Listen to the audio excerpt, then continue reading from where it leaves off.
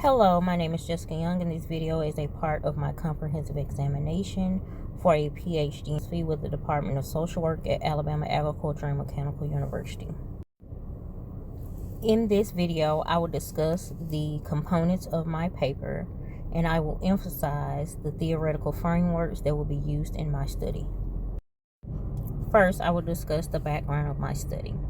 This study examines how clinicians support Black, Indigenous, and people of color adolescents who experience parental bonding challenges. According to developmental researchers, children who experience trauma, disrupted parental bonding, or inconsistent caregiving often struggle to form secure attachment relationships.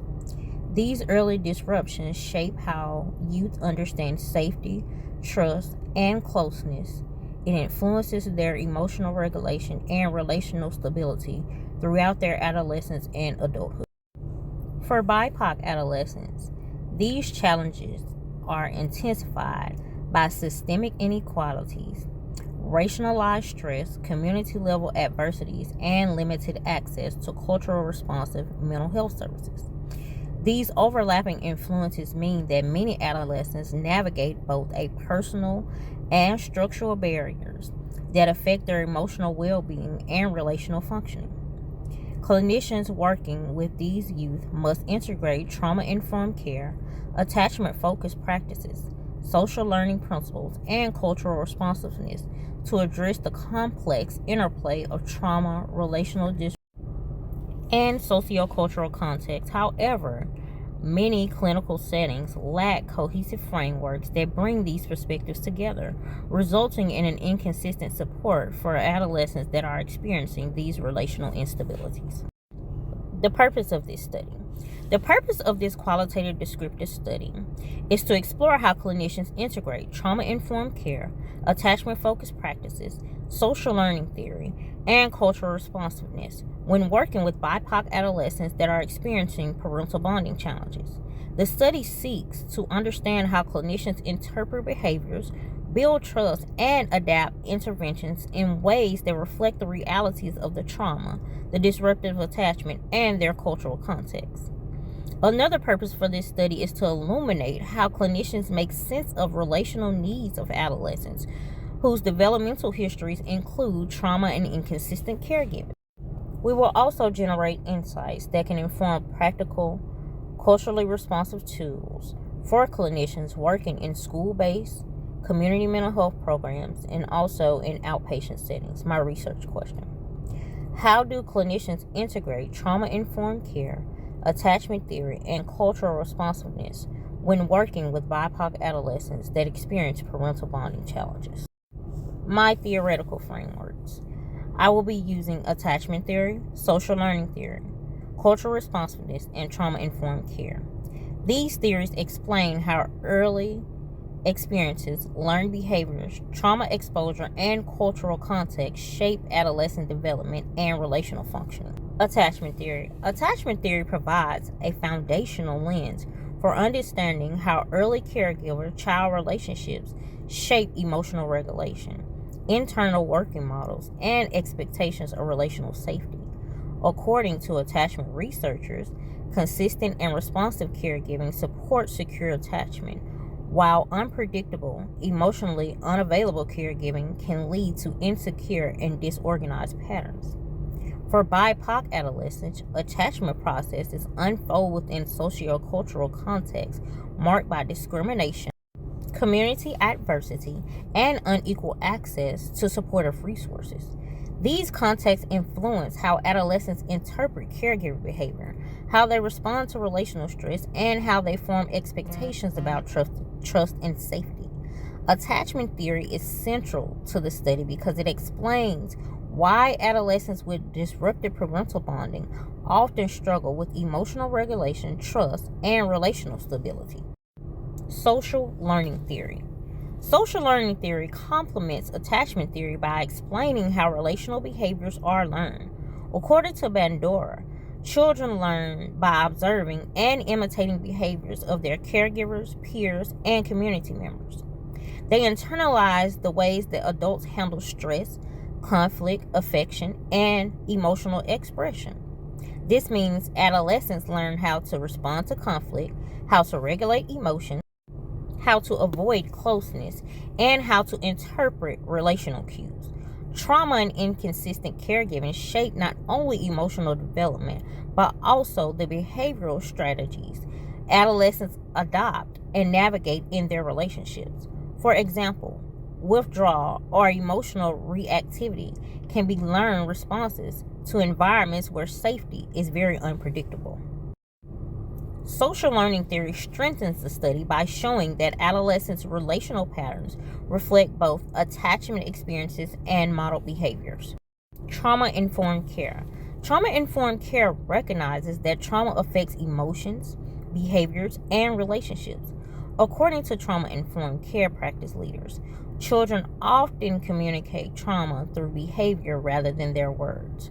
Trauma-informed care puts an emphasis on safety, predictability, emotional regulation, empowerment, and cultural humility.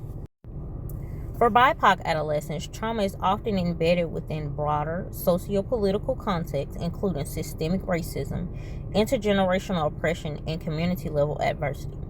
Trauma-informed care helps clinicians interpret behaviors as adaptive responses to overwhelming experiences rather than defiance or resistance.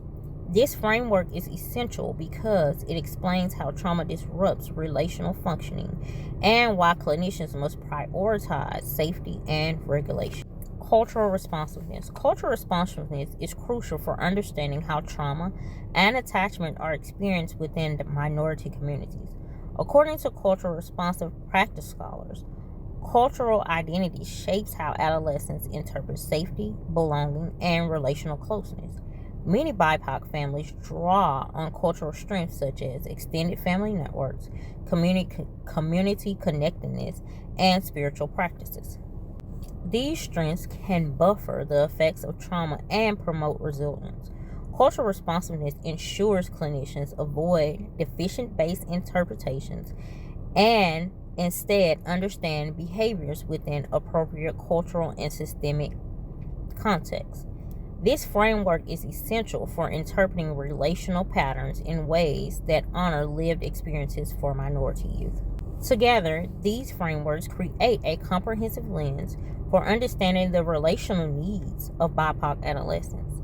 Attachment theory explains internal working models. Social learning theory explains relational learned behaviors. Trauma-informed care explains how adversity disrupts functioning. Cultural responsiveness explains how culture and systemic inequalities shape development. Methodological alignment. The study uses a qualitative descriptive design, which is appropriate for capturing clinicians' perspectives in clear and straightforward language. Purposeful sampling is used to recruit clinicians, experience support BIPOC adolescents with trauma and bonding concerns. Semi-structured interviews will allow the clinicians to describe their decision-making processes, how they interpret behaviors, how they integrate multiple frameworks, and how they adapt interventions in real time. This approach aligns with a goal of understanding real-life clinical practice. Significance of the study. The study is needed because it addresses the gaps in the literature. It centers the voices of the clinicians working with these BIPOC adolescents. It also highlights the need for integrated, culturally grounded frameworks. It also supports the development of practical tools for school-based and clinical settings. It also promotes more equality for mental health support for minority youth. The work contributes to a more nuanced understanding of how theoretical frameworks are applied in practice and how they can be strengthened to better support relational healing. Clinicians working with BIPOC adolescents must navigate a complex set of relational, cultural, and contextual factors when making decisions in practice.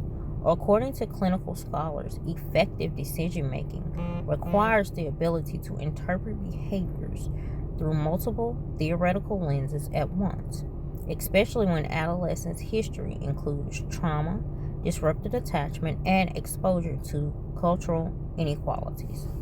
The study also emphasizes the importance of understanding adolescent behavior within the broader sociocultural context. According to culturally responsiveness practice leaders, BIPOC adolescents' relational experiences cannot be separated from the environments in which they live in, including their experiences of discrimination, community adversity, and cultural expectations around emotional expression and attention seeking. This means clinicians are constantly assessing safety, relational needs, and cultural meanings.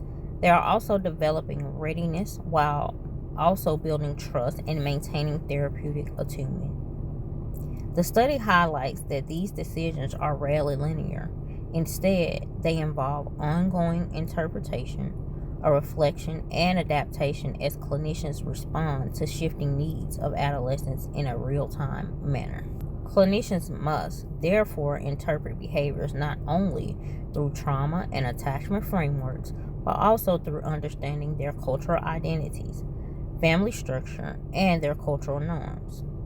The contextual awareness helps prevent misinterpretation, and it supports a more accurate and compassionate, culturally grounded clinical practice.